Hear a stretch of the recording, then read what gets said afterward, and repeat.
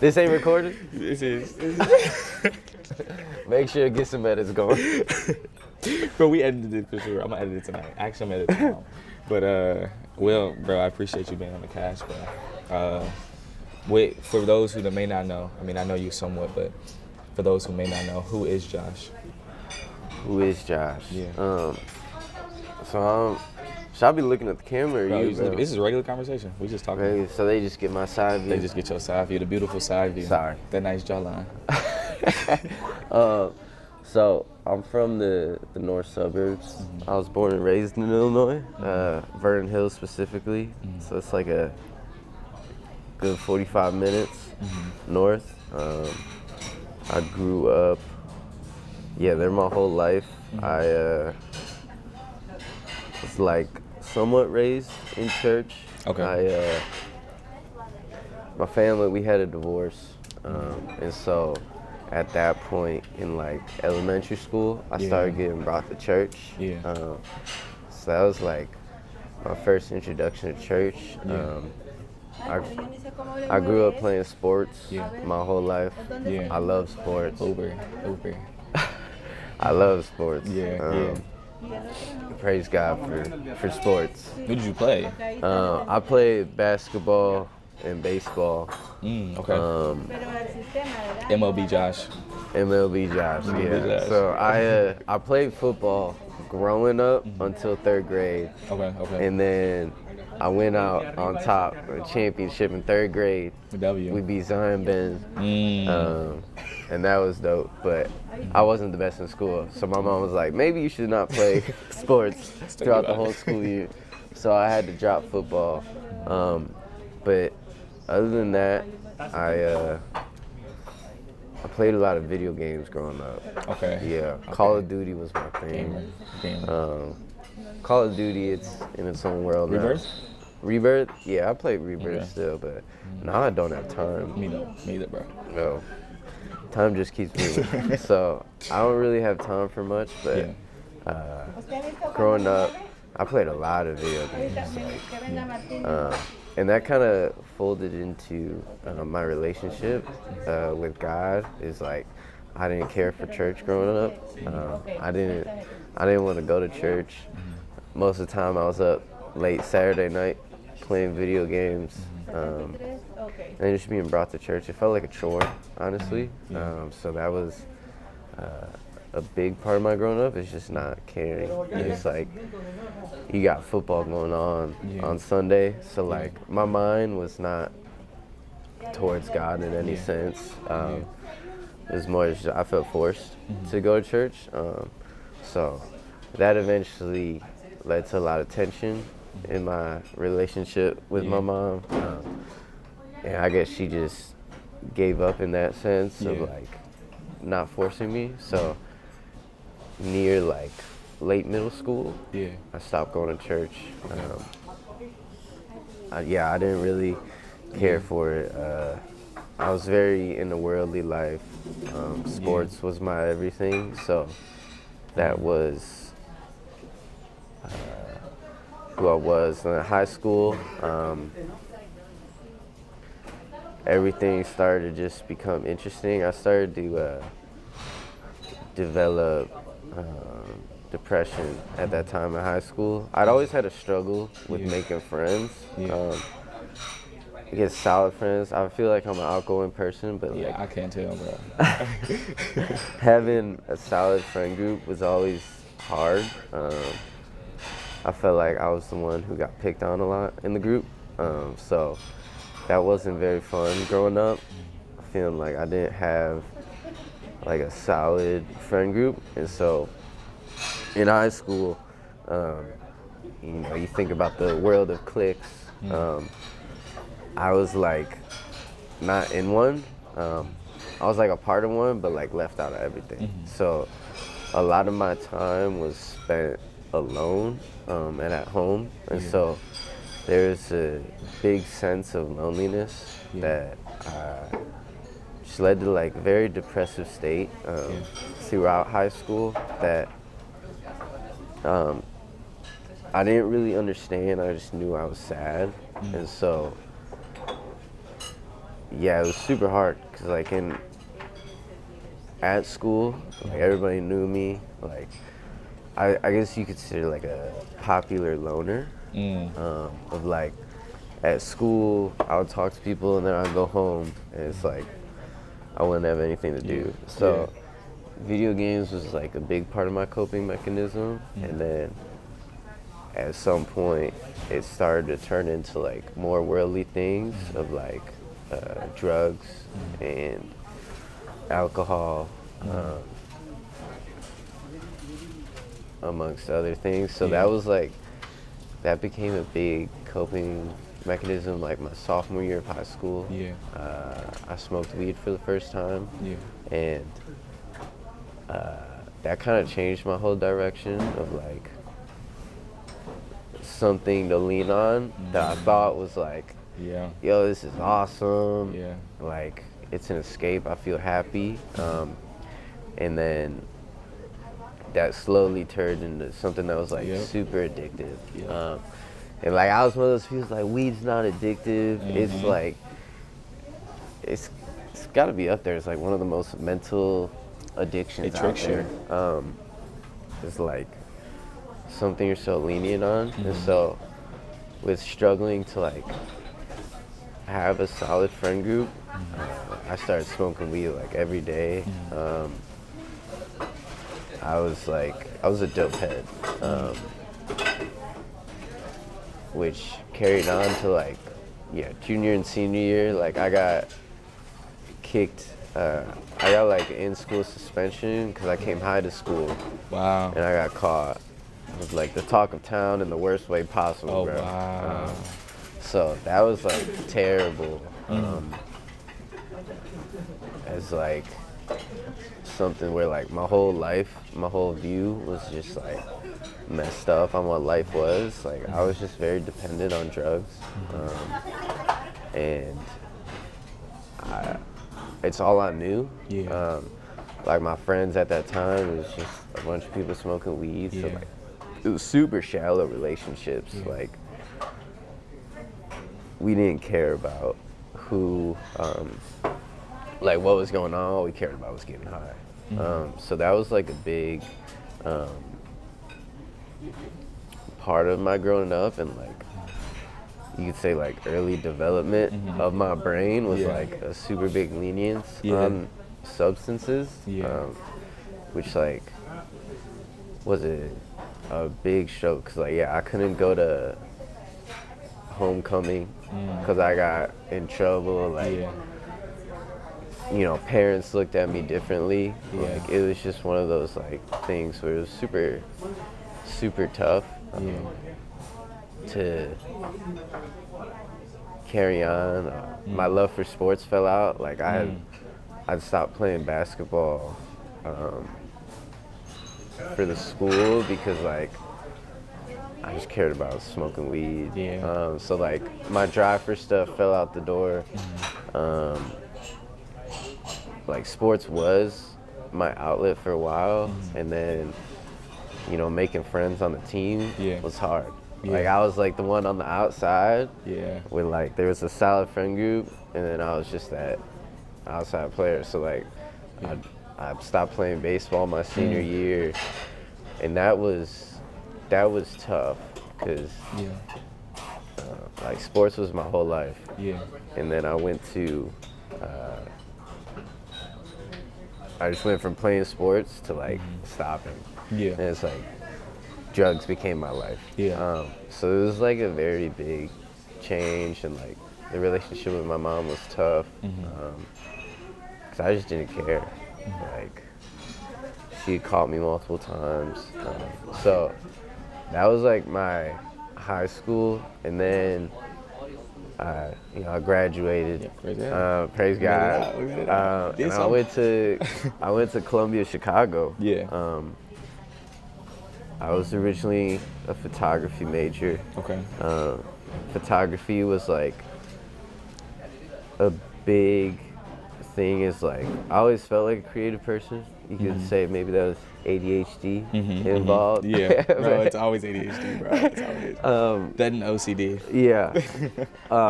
And so photography was something that I had a lot of fun, and the compliments I would get were like reassuring and like, okay, maybe this is something I could do. And so I went to art school, but now as being at college, I had more freedom. So I just started exploring a lot more options in drugs and like partying a lot, like every weekend. And just a very unfulfilling lifestyle that like, you know, I finally made, you could say friends, but now our whole goal was just, you know, get high, get drunk, just live very much in the world, you know, go out, meet people, and just, not living a pure lifestyle by any means. It was also around that time, like, I was questioning if God's real. There was just a lot of signs of being lost. You know, I had a girlfriend at the time who was atheist, so like, that was something where it was like, anything that would keep me away. Brought me so far away. It's just like, you know, I say, man, like, God's real, but then like, you look at my lifestyle, it's like, do you really think God's real? Because it don't look like you love him. Right. So that was something that was a super interesting time, because COVID hit as well. So I didn't know what to do with myself during COVID. COVID was very very interesting time. Just very lost, like just drugs. And so, you know, we eventually got back to school, and I had broken my ankle skateboarding. It was at this really cool park. It was like 2 a.m. At a skate park. I broke my ankle, and that kind of like changed. Oh, that's like a very candid moment in my life. Like, bro, you look at that, it's like, man, what if I didn't break my ankle? I actually want to ask about that. It's so skating was like something I picked up during COVID, and then going back to school, it's like friends I knew, and so just became more experimental of what I was doing, and I had just learned how to drop in, and for some reason, you know, I was under the influence, and I had a lot of false confidence to drop in from a high place. I'd done it once. It was like an 8-foot, 9-foot drop in. And then the second time I dropped in, I was leaning too far back, and just, I knew right away. Would you say this particular moment changed who you are today? Yeah. Okay. Absolutely. What were you like before that moment? You kind of went down the whole of everything going on, but what about that moment changed you? I dropped out. Wow. So that literally like changed because my grades started to slip, because I was on crutches and a boot in Chicago during the winter. It's like, bro, I can't even make it to class. Like, it was super tough. And so my grades started slipping, and it just made me think like, man, maybe this isn't where I'm supposed to be. As a creative, I wasn't enjoying the school aspect of art. I felt like, my idea of art wasn't the same as school's idea of art. So I ended up dropping out. And at that time, I thought I could do photography on my own. And so that was like a changing moment, but like, my ways didn't change at that time. It got wilder, to say the least. So because I mean, being in pain and then not doing what you want to do, or not being in love with what you want to do, just steers the whole thing. So I tip of the iceberg. Tip of the iceberg, bro. I was going to community college. Yeah. Struggled heavy. Yeah. Still smoking weed all the time. Yeah. So like, there's like a clear sign that I didn't care about my future. It was just very in the present, like instant gratification, wanting to like go away from everything. Yeah. That was like all I wanted. So at the time, I was like going through the breakup because I broke up with that person, and so like everything just scaled up. It's like a sense of numbing. And so I ended up dropping out of community college, and that's when I started just working jobs. I used to work at Shake Shack. Them fries used to hit, bro. Fries hit, burgers every hit. time. I was the grill master, bro. Every single time, bro. Every single time. Shake Shack's amazing, but it's too expensive. And so we I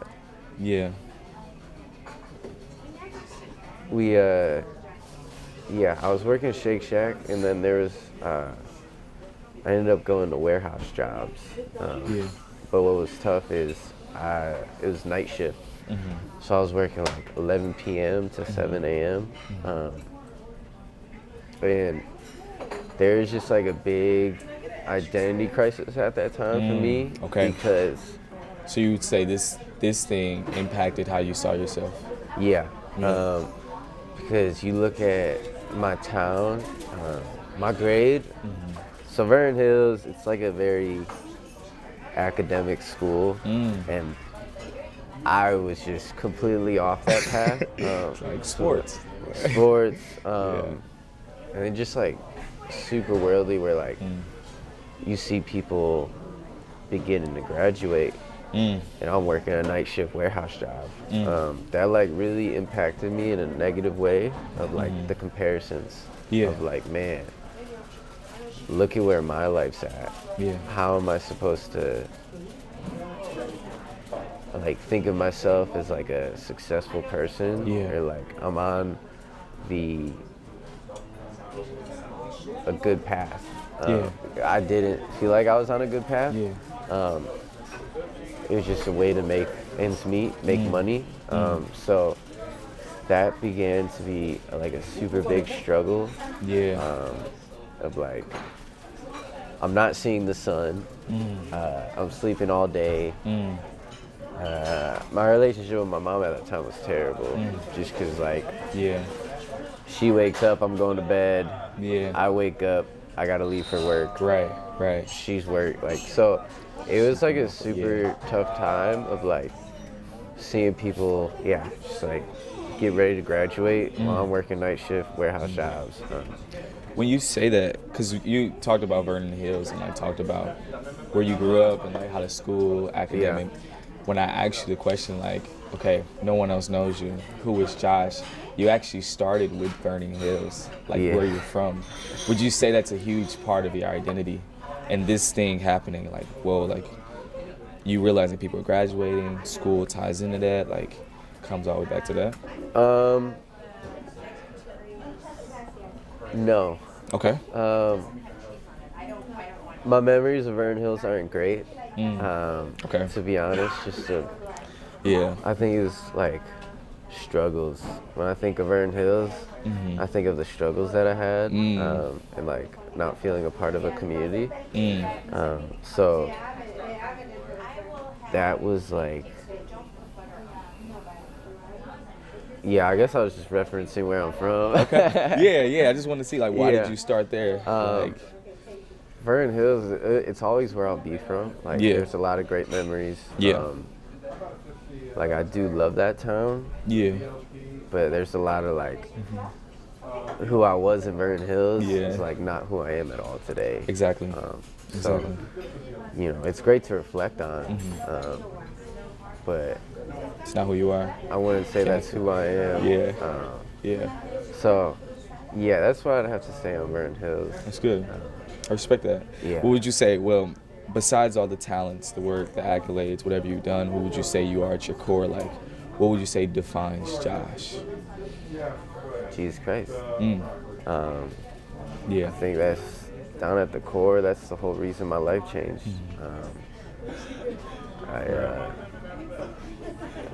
My whole lifestyle was of this world, and then beginning to know Jesus is like, I finally had a way out of that lifestyle. Like it was like a never-ending cycle of like searching for joy. When it was just in reality, I wasn't looking in the right place. Dang, So I was like, I firmly believe that's where my identity's at. It's representing that every day. Would you say, because just to like kind of go off the women way, the way people think and like believe and like certain things, a lot of people say that they use Christianity or any religion as escape from who they really are. Would you say it's an escape from who you really are, or would you say that it's allowed you to be somebody more? Somebody more. Why so? Growing up, I never had a role model. I think there's struggles in that of like a divorced family. My dad had moved.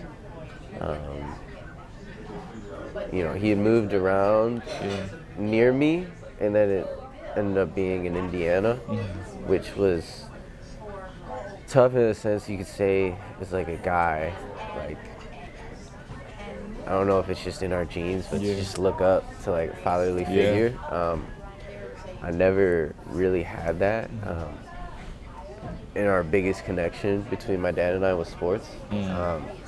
So in reality, I never really had a role model. And like, when I really had my fall down, that was like the biggest reflection. Like, man, I never had someone to like direct me and like help me out through these moments of like my fall down. And so it was really like scales were removed from my eyes, and like, wow, this lifestyle is like so much more fulfilling. And it changed me into like a man that like just wants to live for God. Doesn't want to live for myself. It's, of course, I hope I do great things, but it's like, in the end, the great things that I hope to do is glorifying God. So I would say it's just helped me become more of somebody. Like, if you asked me 2 years ago, would I like be seeking God? I would have been like, that's cool. It's like, I believe in God, but it's like I wasn't. It's like, it feels like my lifestyle is very unrecognizable to my old self, which I'm really grateful for. I appreciate that, bro. I mean, it's reality, and I think about how, me coming from St. Louis and like where I grew up, I don't let it define me anymore. Like, oh, y'all from St. Louis. Like, it's cool to say that, like, I'm from St. Louis. Y'all know where St. Louis is. But it's like, that's not me. Like, I'm outside it. I'm from there, but it doesn't define me. And I also think about like my tattoo I got before I moved out, who we are and who we need to be. And I didn't know why I got it. I found it on Pinterest, and I was like, I'm gonna buy this, right? I'm gonna just go ahead and get this tatted on me. This fly, I'm like, okay, cool. But then you realize, I think life carries you through those moments to help you realize why you get certain things, like why you bought that pair of clothes, like whatever the case may be. But there was a point in my life, I like to call it the turning point, where I realized this is exactly why I got this tattoo. And we may have briefly talked about it. That turning point, what was that turning point for you? Because I know that you used to, well, you kind of still do it now, but you used to be a youth group leader at your old church. Like, you started going to church again. Like, where was that turning point? So that turning point was, I was at my second night shift warehouse job. And so at that point, it's the darkest moment of my life. I developed a gambling addiction, a sports gambling addiction, where, it started off as nothing, and then it really developed into big amounts being gambled, and essentially I made a lot of money, and it was like a peak of hill. There was like a peak, and then it all came crashing down. And like within a week, on top of like just money that I had made working, I lost like over $10,000. Wow. Just due to like trying to get it back.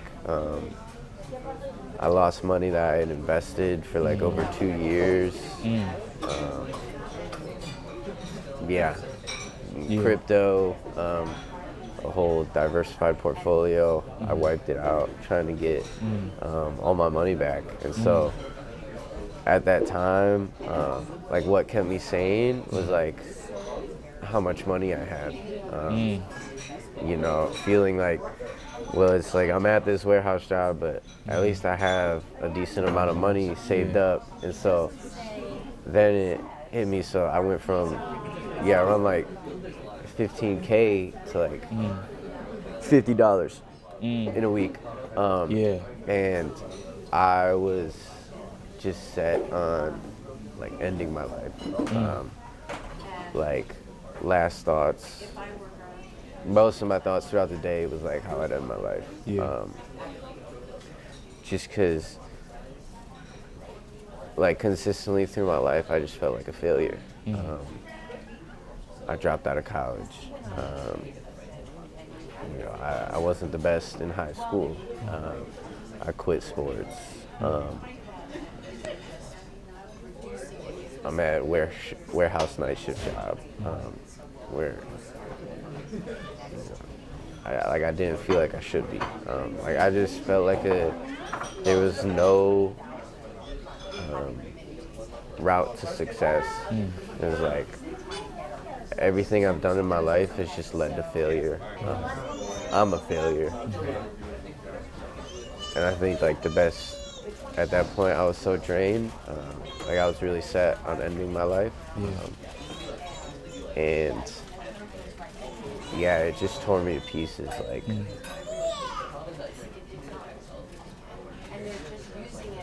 I'm grateful for that time because it makes me appreciate life, but like it was really hard to like fall asleep thinking about death. And so that was like rock bottom. And like what kept me from not doing it was the literal visual of my family finding me dead. That like it's still hard to talk about because like, you know, it shows how close I was to making a decision that you can't reverse. You know, there's a lot of decisions that I've been able to bounce back from, but like you can't reverse that. So that was like my rock bottom. And in that time, I just began to see things online about Christ and God, and just bawling my eyes out, bro. Like tears on tears on tears of like just beginning to realize the decision I'd never made, and how I never really gave God a chance. And I began to like find peace through those moments of, you know, bawling my. I think it's great to cry. Absolutely, bro. Best medicine, bro, for real. Best medicine. And so I began to find like peace in these moments of realizing, you know, how I'd referenced I never had a role model. It was like realizing the role model I always needed and I was always looking for was Jesus. Absolutely. And so I at that time it was like a quick flip. Like I didn't, like there just felt like there was hope at that time. Like it didn't feel like it was the end of my journey. It felt like the turning point of my journey. So that was the big, like the game changer. It's a game changer. I just began to see things online, and then I asked my mom to go back to church. Which that was a journey in itself of like going back to church, but then there's still like lifestyle choices that weren't exactly changed, but like I felt a different heart posture of like not just wanting to live for myself. So that was like the real big turning point was the verge of taking my own life. And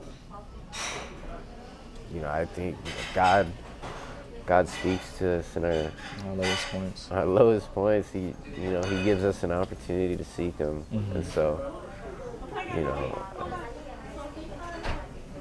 think that's where my like relationship with God actually started to begin. I love that. Yeah, bro. I absolutely love that. I appreciate you sharing that. It's an awareness that everyone needs to see, and everyone gets to see, and especially in like our lives right now. Man, I do a lot of mental health, like men's mental health, and teens our age, and like not teens, but like teens and people our age are the most likely ones to commit suicide.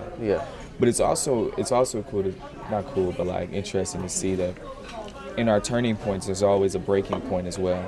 Like that turning point can be the breaking point, like where we feel like we've been stripped of everything we thought we were. Athletics, academics, money, family, people, girlfriends, whatever the case may be. Like we're stripped of that to show us like that's not us. Because I mean, basketball, bro, growing up, everybody's like, I mean, we either make it out or we don't. So basketball becomes our identity. We're hoopers. Somebody asks you, bro, what do you do? I'm a hooper. That's it. That's all I am. But what if basketball was taken away from you? What if football was taken away from you? Who are you right there? I think the biggest thing with identity is knowing who you are outside of the things you do. Knowing who you are outside of who everybody else is telling you are. I think in that point in your life, like you working that night shift helped you isolate and be like, okay, who am I? Losing everything helped you see like, okay, who am I? If school's not in the picture, if my family's not in the picture, like who is Josh at that core? I like how you said the journey, right? And if identity is a journey, and there's different points of this journey, and not actually a destination, because I wouldn't say, or would you say, that we officially accept like, okay, this is us, this is who we are. Where would you say you are now, if it's a journey? I feel like this stage is never ending, but just a lot of character growth. What ways? Learning how to become more dependent on God in a world where God isn't always accepted. And so, the business world can be a tough spot, and I think a lot with failure. That's like the never-ending theme that I've like began to consistently realize is like I become terrified over failure now, and like all the opportunity that's been given to me of like going back to school, a job, or just any opportunity now. There can be like a overarching theme of fear of failure. And so it's been just a big understanding of like a childhood trauma of like feeling like I've failed so much in my past that like I don't ever want to see failure again, because I just know how dark it was. And so I think it's been like learning to understand that like everything is meant to happen, and it's learning how to trust God through that process, and knowing that it's also not failure. Like there's a lesson in everything. It's like just the mental aspect of like, are you looking at it as God teaching you a lesson, or like I failed? And so that's been like a big understanding of like caring more. Like in that, I don't want to fail. It's just like nothing. None of this is like about me. And it's like I gotta put my trust in God. So that's like been like the current stage I'm in. It's just like it's never failure. Like there's always like, you know, Romans 8:28. It's gonna work out for the good. And so it's like I really gotta like believe that, like that has to become who I am. And just like not lose myself in those moments. It's like, okay, that's when you gotta pray more. That's when your quiet time's gotta be cranking, bro. Like it's gotta be the best one. Like that's really, the heat of the trial. So it's, What would you? I mean, bro, I appreciate you. What would you say is like? Well, you hoop, right? You hoop. I mean, you play ball. You're really fashionable. You know, you in school for finance, bro. You got a great, solid job. Like, you do all these great things, bro, that are a part of what you do and like who you are. What would you say are some great practicals like that keep you grounded in your identity, though? I think reflection. Like actually taking time to journal. A lot of my quiet times can really be directed off journaling. Of like, where do I feel like I'm at in my current state? And it's like, when you're just like writing without thinking, it can be very authentic and just, I'll be real with myself of where I'm at. And it's like, man, I've been stressed out this week. Well, it's like, okay, why have you been stressed? It's like, well, there's been a grade that I'm waiting on. It's like, okay, did you do everything you could? Yeah. It's like, okay, then should you really be stressed? Or it's like, do you got to put this in God's hands? So a big part of me has just been reflection in that sense, and then just like where I've come. Like, if God's pulled me through the thick weeds, how is he not gonna do more? So reflection's been a big part, just like a practical sense. Of course there's prayer, and I think prayer in the sense of like consistent prayer over the topic. I can catch myself in bad habits of like praying over something in the moment, and then it's like, okay, we good over like, this should be like, you know, if it had me in such a whatever emotion in the moment, like, okay, I should be giving this to God nonstop over just maybe just once or twice. So that, and people in the Bible who've gone through the same thing. Absolutely. Of just like, you know, that's handbook of life. Absolutely. So absolutely. that's just another aspect that I really have been diving into. Is just like, just trying to see like, how do people in the Bible handle these situations to then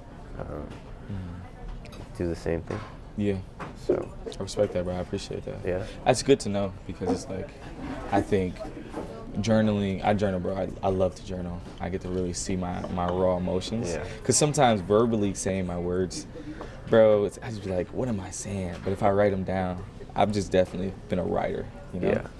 But just the aspect of journaling, like deconstructing yourself, right? And like tearing yourself apart to see, okay, well, what exactly is going on? What exactly the emotions I'm feeling?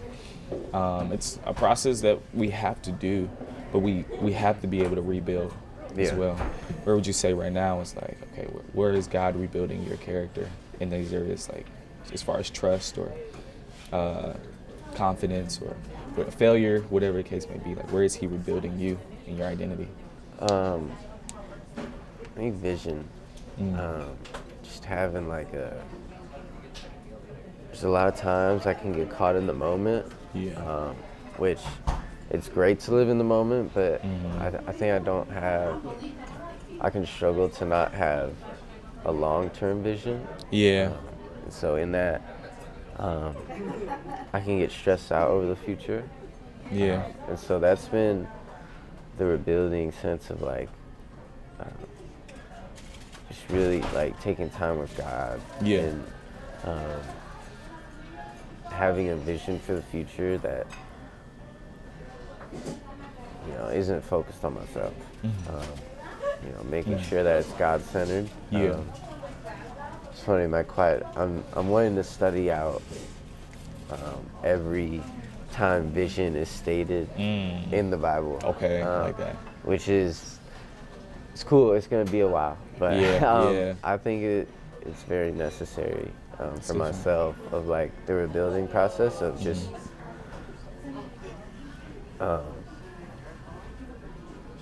having a future. It does need to be planned out. There needs to be thought behind it, and so I can't just be on the day-to-day aspect in my relationship with God. It needs to be like a planned out future. What's next? To the best of my abilities, you know, things happen. Work, so, you know, it's like there might be stuff going on. So like, okay, my quiet time needs to be focused on something else. Need to be helping somebody on this one. So I think that's been the big rebuilding part of just like, what does the vision of my future look like, and does it align with what I believe God has in store for me? Yeah. So even as kids, we go through this though, right? Like even as kids, we go through this process of, man, I want to be an adult, but what kind of adult do I want to be? Yeah. Or I want to be this, or I want to be that. Who did Josh want to be? Lil JB, who did he want to be? JB. I wanted... Actually, speak on the JB real quick. JB, I didn't... I didn't like being called JB growing up because of Justin Bieber. It was just... JB was everywhere. Yeah. It wasn't you though. No, it wasn't me. I didn't want to be compared to anyone else. He didn't want anybody else's identity. No. But now JB, he's relevant, but not as much. So I remember you would call me on the phone saying JB. I was like, that doesn't sound too bad. It's like, I just got a ring to it. Yeah. So that's funny with JB. But it's funny, my nickname my whole life was Boyer. Oh. Just my last name. Boyer. Through sports and everything. And then I got to college and I was like... You got a catchy nickname, last name, bro. I got to college and I was like, my name's Josh. I was like, I don't want to be called Boyer anymore. But that was, all my brothers, our nickname. It's collective, Boyer. Boyer, hey. Boyer 1 and 2. Come on. You just, that becomes just one of those things. Yeah. But... Where are we at? Childhood. Who did JB want to be growing up? I wanted to be in the NBA. You wanted to be in the NBA? Yeah. Okay. I don't know how realistic it was. Yeah. It was like, I was like 5 foot when I got into my freshman year of high school. Oh. So I was short. You was really? Maybe I was like 5'4". Yeah, I don't think you was that short. Yeah. 5 foot. Okay, where did that expectation come from? Like, was it sports? Family culture? Not family culture, but more like my favorite sport is basketball. So it was always something I enjoyed, and then playing AAU, like, it was more intense, which was something that I really liked. And so, you know, I didn't feel I was terrible, but I think my work ethic wasn't the greatest. So, you know, I would have had to do a lot to make it as a 6-foot point guard. Yeah. Yeah, bro. You little IT out there, bro. Yeah. So I don't think it would have worked out too great. But keep going. Yeah, that's who I wanted to be. I think I wanted to be in the NBA too, bro. Yeah. I was, bro. By the time I got to sophomore year, I'm like, bro, people dunking. Yeah. I'm not dunking on nobody. Bro, I couldn't even touch rim until my junior year. Because then Mikey Williams was out here posting on Instagram. Like, bro, he was peaking our high school years. I'm like, oh, Mikey, Bronny, I ain't going to the league if they playing like that. Yeah, bro. Because then that creates an identity crisis. Because I'm like, I want to be like them, but I physically can't be like them. Yeah. I'm behind in life. You know what I mean? It's a problem with social media. It's a problem with social media, bro. Well, speaking of that, like, what lies did you carry from your childhood? lies about your identity?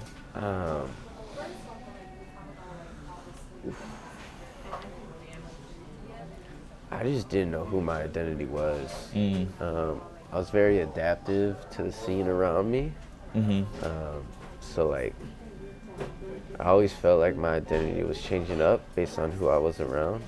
And so, you know, it's not terrible in the sense of like meeting new people, but holding a firm ground. It was just like, I didn't know who I was. And I think the lie was that I thought I knew who I was. Okay. And that was like the big problem, was like, I don't really know who I am. Yeah. I think that showed when I was alone. Yeah. So. Yeah. That's true. Yeah. I love that. Yeah. Well, bro, what advice would you say to someone listening who's struggling with identity right now? Stay away from social media. I'd really encourage take a break. I think our mind can want to wander to distractions, and I think, at least in my biggest struggles with distractions, I've literally had to just delete it. And like do a fast from social media to not be distracted. And I think you build habits that are actually beneficial. Whether that's reading a book, I mean, big reflect, journal, do something, do some journals. And it's like, understand what your distractions are, like what distracts you, and like, okay, you gotta get away from that stuff. So struggling with identity, in my life, a lot of it came from comparison. And my comparison would happen on social media. You see what other people have versus what you don't have, and at that point, you're not even thinking about your own life. You're thinking about other people's lives. So, yeah, that's like a big thing. Get away from social media. Get open with somebody. I think it's important to have an accountability partner in life. You know, everything's easy in life when you have motivation. Everything's easy. But like, how does it go when you don't have the motivation? Like, are you gonna be able to have the same mindset when it's not as easy? Easier to change when someone's inspiring you to change. And holding you to that standard. Holding to the standard. Because a lot of times, I mean, for myself, I've seen it. I'll hold myself to a standard until I become tired. Till you become tired and like, oh, I don't want to do this no more. I'm gonna go to the gym every day. And then next time you know, you ain't in the gym no more. It's been 3 months. It's been 3 months. Bro, I went through that last year, bro. Oh, I was in there every single day. I had a partner. Then we stopped going together. I didn't go for like 6 months. It's hard. It's cooked, bro. So, what hope would you leave everybody with about identity? Like, what kind of hope would you give us? I think just a reoccurring theme of like, everything is a chapter in life. And it's just about making it to the end of that chapter, so that you can begin the next one. It's never gonna be the same forever, but you gotta believe that. You know, whatever may be going on, you know, you've seen yourself at great moments, and then you've got to low moments. So it's like, surely that means great moments are gonna happen again. Absolutely. So it can help to think of life as a book. It's like, you're just in a chapter that it's hard to read. But there's been chapters that have been easy to read. So it's like, what if that's the next chapter? So there's always hope. I mean, God gives the greatest hope. You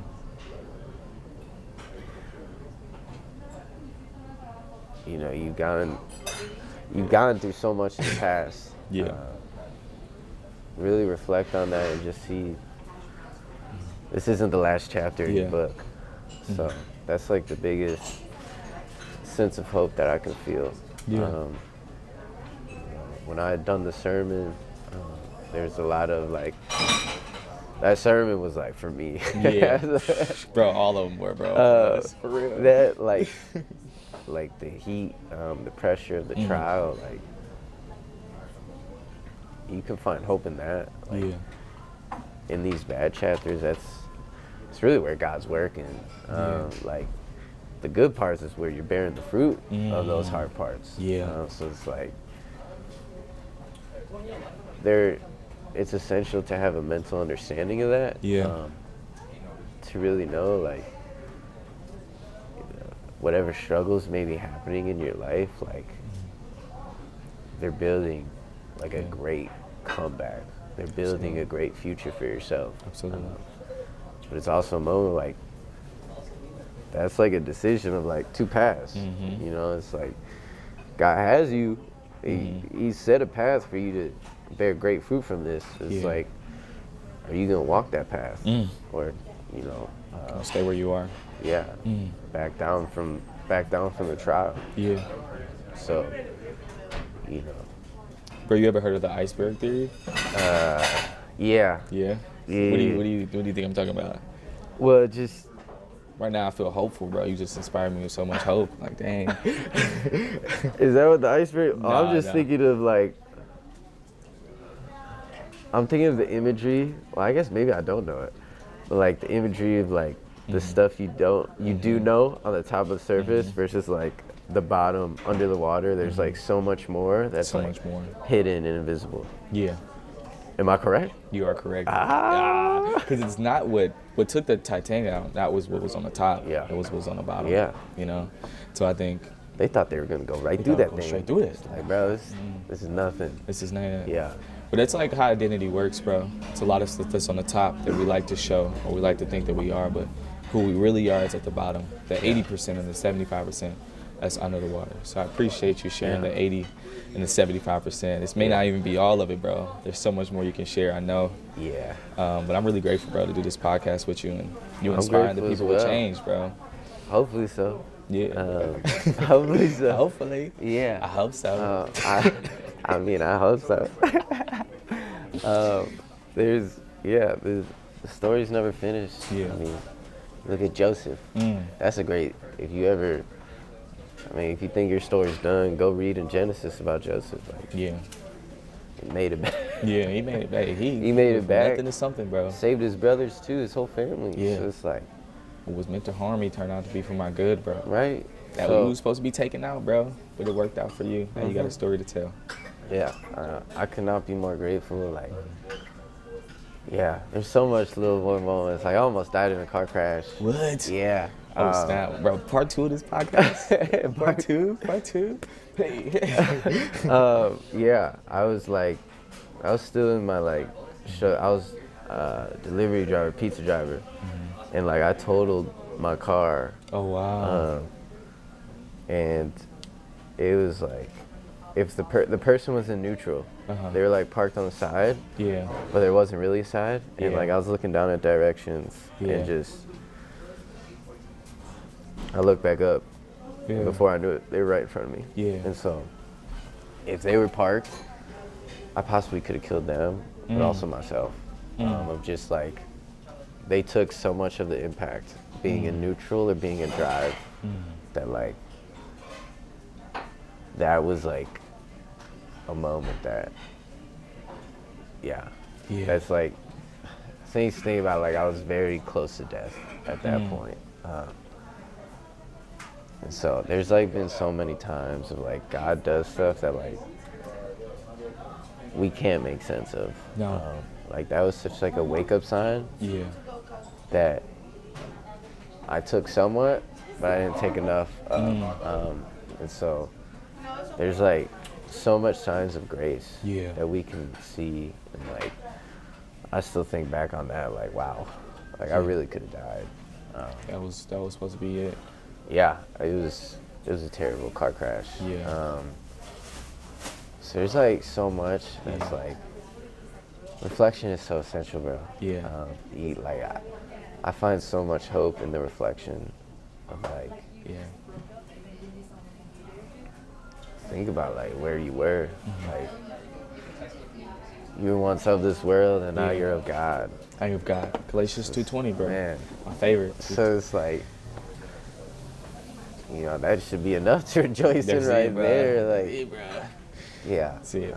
Yeah. But, this was good, bro. Yeah. This was good. We're going to have to chat some more off cast, but I love this, bro. I have to share my story with you. Please. But I got you, bro. This was good. I appreciate you hopping on this, bro. This was smooth. More, bro. This is change, bro. This is what we want to do. We want to inspire people to change, inspire the people to be changed and stay changed and continue to change. Yeah. It's not a destination. It's a journey. It's a journey. So that's the beauty of it, bro. Let's go after it. So that's beautiful. it for the podcast, bro. That's it. Podcast. Yeah, bro. That's it. Chapter finished. Chapter finished. So that's good, bro. I appreciate it, bro. This was lit. Yeah, I hope this. Bro, I'm gonna send it to you. I hope somebody's inspired. Bro, I'm inspired by this right now, bro. I'm fired up. Man, bro. I'm fired up. You can cut it, yeah. Cut.